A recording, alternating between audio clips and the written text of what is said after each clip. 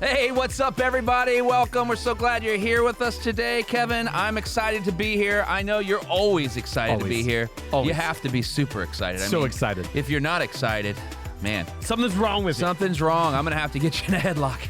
We'll start it. There you go. There's some leadership tactics for you. Thank you. Don't do that. Hey, welcome. You're listening to the Leading Hope Podcast. My name is VJ Williams, here with my friend and pastor, Kevin Jack. Thank you for joining us and taking time out of your day to become a better leader. If you're new, we release a new podcast every Wednesday. Make sure you subscribe to those. Get it automatically delivered to your platform wherever you listen on Wednesdays. And, also share this with a friend on Facebook, Instagram, or YouTube. And please rate and review on Apple Podcasts. You won't believe how that actually helps get this podcast in the hands of more leaders just like you. And then visit leadinghope.online. You can see all the other episodes right there at a glance. It's easy to navigate and get updates and find out more about the Leading Hope community. But today, Kevin, is episode 103. We continue, and this is Imposter Syndrome Week 3. Week 3. Week 3. So as we are walking through this series on combating imposter syndrome, we've talked about the tendency we have to feel like a fake, like a fraud in our leadership, and the disastrous consequences that are now a self-fulfilling prophecy that creates in our leadership. That when you feel like a fraud, you're going to act in a way that is against good, healthy leadership. And so the tendency is you will not produce good results from your leadership. You'll not have high morale on your team, good attitudes, which is the responsibility of leadership, and all these different things. So the way you combat imposter syndrome is through cultivating three key things. We talked about character last week. We're talking about competency this week, and we're focusing on calling next week. But today we're talking about competency. And all of the content today, I think, comes down to the idea, if I could just use a metaphor to hopefully illustrate it, and then I'm going to walk you through the ideas. So let's say it like this. You're driving.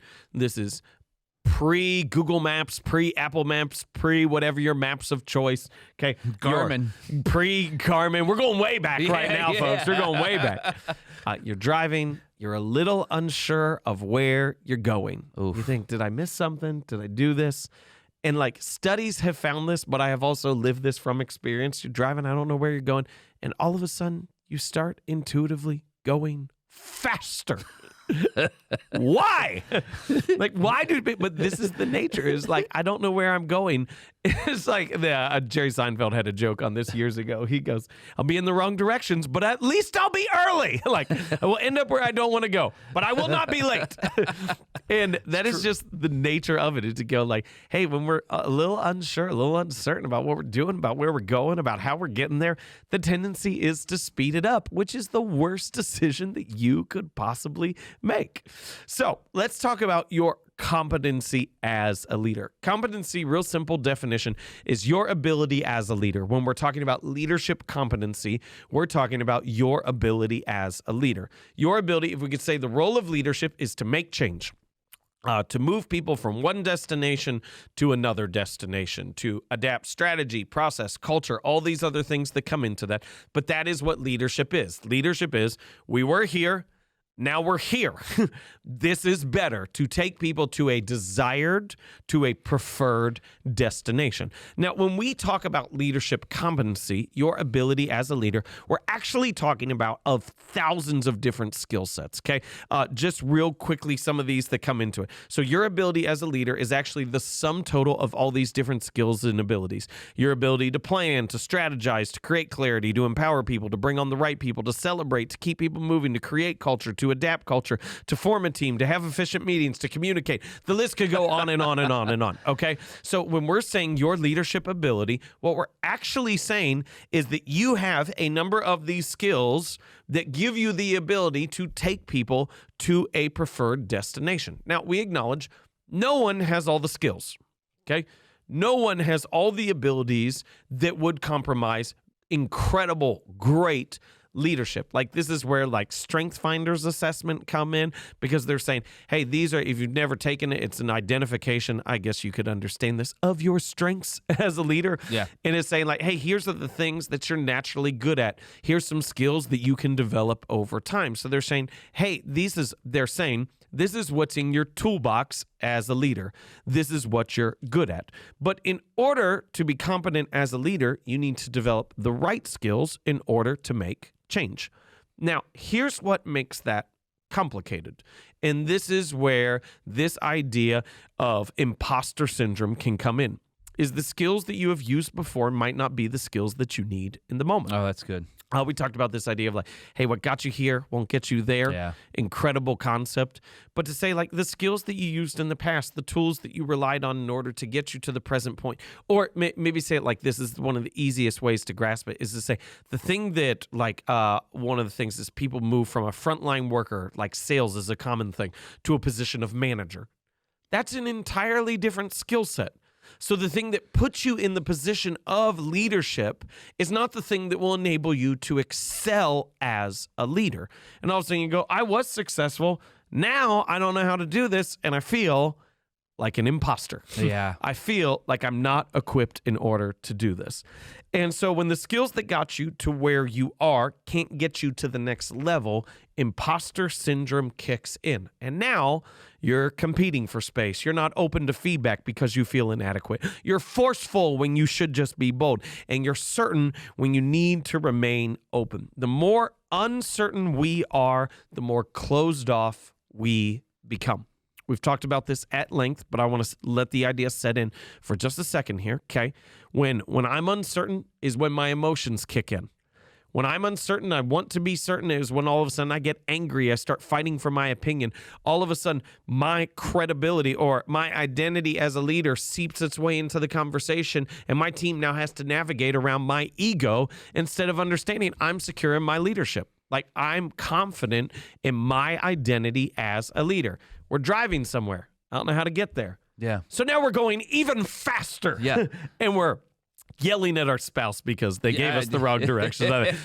We can talk for a while about that. I almost said something when you talked about it earlier, and I'm like, nope, I'm not going there right now. I'll wait till he does. Yeah, there you go. We'll just leave that there and acknowledge we both suffer from that at times and move on. Yep.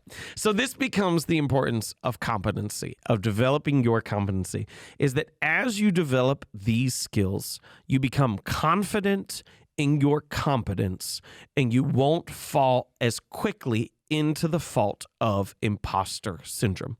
You'll be more open. You'll be more bold. You'll be more open to feedback. You'll know your place and won't compete for space. So let me say it like this.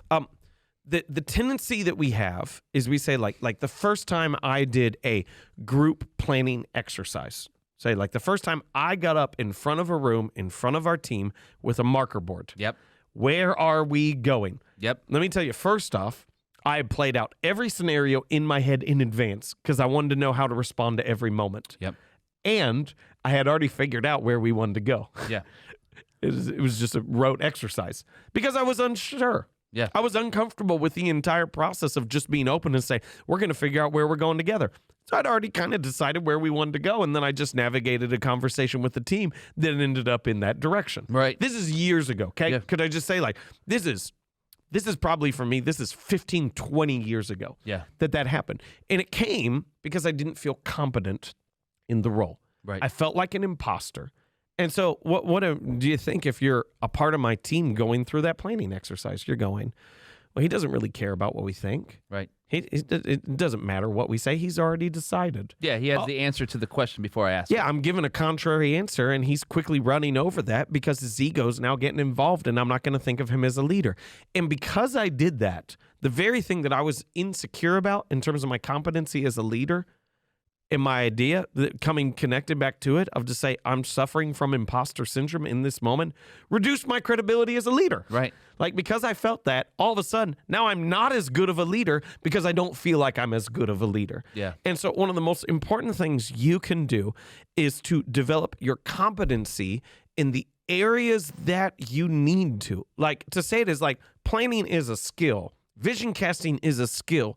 Building a team is a skill. Some of these are going to be more natural to you than others, but developing the skills that you need will let you walk into a situation with the confidence that you need to walk through that. And what I see people do is they'll go, I want to get better as a leader. And I admire the desire. Absolutely. I support the desire. That's what we're here for. But they don't actually know what they mean. Right. I want to get better. At what? Yeah. Like leadership is a sum total of all these different skills and abilities. Right. Which piece would you like to get better at? Yeah. And develop that. All of it. So you don't feel, that's it. Yeah. I want to make me great. Yeah. At what? At what? At what? At what? And so that becomes so important. Specific. Real quick, while we got a couple of seconds here. At what point, you gave us a great example of where you may have failed some 15, 20 years ago. At what point did you recognize, because that's obviously not where you're at now, tremendous difference between now and then. What happened? Honestly, I did it. With the competency. Yeah, no. Not with everything else, because we just talked about that. And I did it over and over again. Question. Over and over again. Yeah. Honestly, and I studied other people, how they did it. I picked up notes on how they did it. Yeah. But I was able to practice it and go over it over and over again to the point now, like, I feel really competent running an entire strategy planning session with no prep because I trust the team. Right. And I trust my ability to navigate the conversations on the team to unearth their best ideas because I know it doesn't have to come from me. That's good. So if I could say, like, here's my, like, here's the one that I was really vulnerable on. Mm-hmm. And this doesn't, part of this is leadership ability, part of this is just general competency. Yep. Okay. When I first started speaking regularly publicly, I wanted people, like, preaching is my context. Yep. But when I first started doing that, I wanted, after the message, for people to tell me I did a good job. Right. And that is all I wanted. Right. Just tell me I did a good job, please. I don't even care if I did a bad job. Just tell me I did a good job. Because I was so insecure in the moment. That's just the nature of it. Like, I felt so vulnerable. Right. I'm like, I'm out there. I don't know if I'm actually able to do this. Please tell me I can do this. Like, I don't need that now. Right. I'm grateful for it when it happens. Like, I am. But I don't need that now. Now, I want to know how to get better. Like, now the thing that I'm constantly asking people, and, like, you know this because you're the person who I asked this. Yeah. I've got a couple that I'm like, every single week, what did I do after Saturday night? And I know I've got time to improve it before Sunday. Yep. What would you change? What didn't you like? Where were you bored? When did you check your watch? I want to know because I know I can get better. Because here's the deal. I know I can do it. I am confident in my competency in public speaking. And some of you are going to be like, well, that's just arrogant. You're just ridiculous. Listen, I have done it thousands of times. Well, no, yeah, but you did something there that I think is important for this podcast. You went from, did I do a good job, to how do I get better? Yes, because I know now that I can do it. Right. I am confident in my competence. Right. So my ego isn't at stake. Yeah. So I'm open to feedback. Yep. So I can be bold when I need to be. Yep. And so all of a sudden, my ego is out of the equation. Yep. I don't feel like a fraud in the moment. I don't feel like who's someone who's like, no, I'm just an imposter. I'm not really, I know I can do it. Yep. I know I can do it. Yep. And so now it is a much healthier navigation of that leadership. That's great. That's great. So this is what I want to get into, and then we'll see what else is. I want to give you the trick, okay? So, like, the whole, like, first part of this, honestly, is develop your competency in the areas that you need to. Like, in the areas that you feel like a fraud, invite people into the process to give you feedback. Yep. Study, research, do all these other things. Read books on it. Develop your kind of, like, I don't feel confident in this. Figure out those areas in which you feel so vulnerable and seek to get better at it and stay vulnerable. But if I could give you the trick, okay, to staying vulnerable, to not feeling like an imposter as you go through leadership activities that you don't feel quite good at, is this. You treat your leadership work as an experiment. Yeah. And I know that some are like, say what? You treat everything you're doing as an experiment. So let me talk about the idea, not to Allen Iverson this, let me talk about practice. Oh, here we there go. So the purpose of practice is to create a low-stakes environment in order to refine your skill set. This is why we practice, okay? Because there's nothing at stake, and you go through it, and it's like, it's okay if I miss a shot. It's okay if I run the play wrong. The coach may make me run laps, but now I have a low-stakes environment in order to improve. The benefit of practice, it gives you an opportunity to fail. We've talked about this before. You have to be bad at something in order to be good. You're never going to start at something and be great at it. You have to be willing to be bad first in order to become good. So imagine this. Everything you do in your leadership is an experiment. You're running a test to see how it's going to go. I'm doing a strategy session. My team, and I assume my team is not going to evaluate me on how well I run this strategy session and this planning. Right. What if I did an experiment? And what if I tried these things and just saw how it was going to go? Yep. What you do in that moment is you take your ego out of the equation. When you take your ego out of the equation, you can't have imposter syndrome because it's not about your ego anymore. Right. And you give yourself the very context that is needed in order to develop your competency, to growing your confidence in your competency, which helps build your identity as a leader. So good, man. The competency, this 103 imposter syndrome week 3 is a lot like week 2 in the way that you overcome it. Yes. Yes. And it's very similar. It's kind of almost eerie how much those two are such, even though they're completely different things. Yeah. And it's such a powerful note to know that practice is the cure. Yeah. Right? Because that makes you actually have to, you said it earlier, you said, I want to be great. At what? Leading. Leading what? Yeah. Where do you want to take people from? Yeah. Where are they going? All those good things, right? And then they're like, well, and maybe they do drill it down, right? And they do get specific. And then you say, okay, what are you doing to practice? Yep. And they're like, what do you mean? You can't practice leadership. Oh! Exactly. Yes, you can. Yeah. Yes, you can. So I just say it's such a funny thing because people will be like, they take this idea of leadership, which is a sum total of all these different skills practiced together, and people just be like, hey, I'm a bad leader. Yeah. What do you mean by that? Yeah. Like, what is that? Or I'm a great leader. Yeah. I don't understand. Yeah. Like, at what? At which pieces? Because there's leadership environments that you don't want me in, that I'm not great in. Sure. But there's other areas that I have developed that skill set over time because I've practiced it, because I've gotten better at it. Yeah, and just to get to a practical piece here, and I want you to speak into this, but I want to just make a statement. This podcast is for everyone. Yes. Because we believe everyone has the ability to lead. Absolutely. And so if you are insecure in your leadership abilities, or maybe you're struggling, maybe you are a leader, you have these, you may be, your home is a great place to learn how to practice. So good, V. Like, that's a great place, man. Put some practices in your home before maybe you take it to your team who's maybe a little bit more advanced than your 6-year-old. And start learning that, because if you can, here's what I've learned. If I can get my kids to change their habits, that's really hard because you're dad, you're not leader. That's good. You're right. But if you can get that home to start changing the way they think about things and the way they do things and how they have character and competency for themselves, well, I can probably pick up that and lay it down over here and hope that changes. Now, that's hard. Yeah. It's going to take work. It's going to take time. It's going to take practice. So what we're saying here is the opportunity to experiment is constant. Yeah. It's all over. Yeah. Like, it's not just when you're in the workplace and your team is looking at you or your boss is looking at you and observing what you're doing. Like, you're always experimenting. Yes. That's the reality. And when you see it as an experiment, like when you see I'm not saying don't be prepared. Sure. Absolutely not. I'm not saying don't come in and don't take it serious, but I'm saying you have to figure out a way to get your ego out of the equation.